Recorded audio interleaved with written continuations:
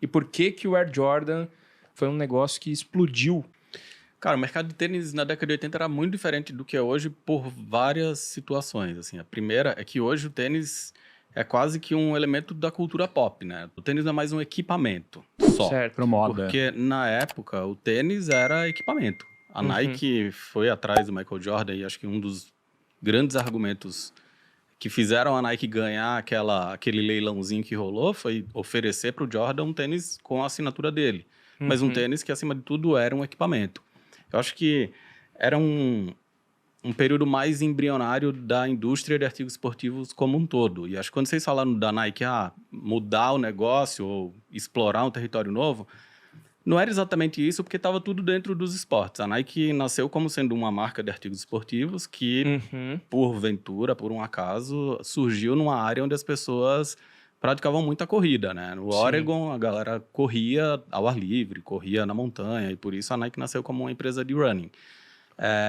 Ela queria explorar outros territórios do mesmo ecossistema que era o esporte. Era muito arriscado. Basquete era uma coisa que tinha começado um pouco com o Magic Johnson, com o Larry Bird, mas era uma coisa muito recente ali na década de 80. Não era uma coisa que estava pulsando nos Estados Unidos do jeito que foi depois na época do Jordan, né? Final de 80, 90, né? O Jordan mudou tudo, mas basquete já existia como esporte lá, sei lá. A Converse lançou o primeiro tênis de basquete em 1917. Sim. E aí foi um grande fracasso essa história. Eu não sei nem como os caras jogavam basquete com aqueles tênis lá, cara. Absurdo. Mas era basicamente isso, assim. Os primeiros tênis eram sola de borracha e a parte superior o cabedal de lona, que não dava suporte nenhum, os caras machucavam o tornozelo toda hora.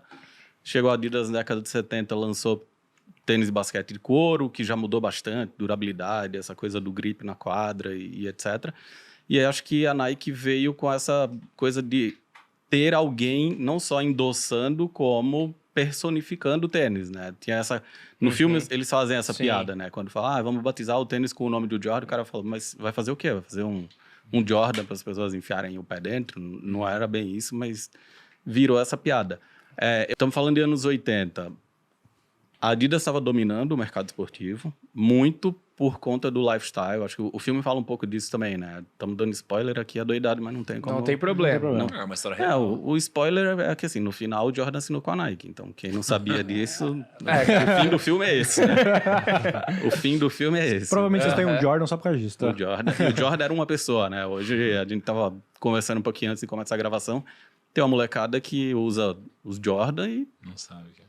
Sabe que o Michael Jordan foi um jogador de basquete, mas Mas é interessante a gente falar sobre isso também depois. Não tá ligado nessa coisa como da a marca vai crescendo e acaba sendo maior do que tudo. Né? E aí acho que tinha esse domínio da Adidas. O Jordan deixa muito claro isso, que ele queria assinar com a Adidas, não pelos tênis de basquete que a Adidas fazia, mas pelo conjunto de agasalho esportivo, né? Porque era o estilo da molecada das usar aquele full pack, assim, tudo combinando as listrinhas. A calça com a jaqueta. Entendi.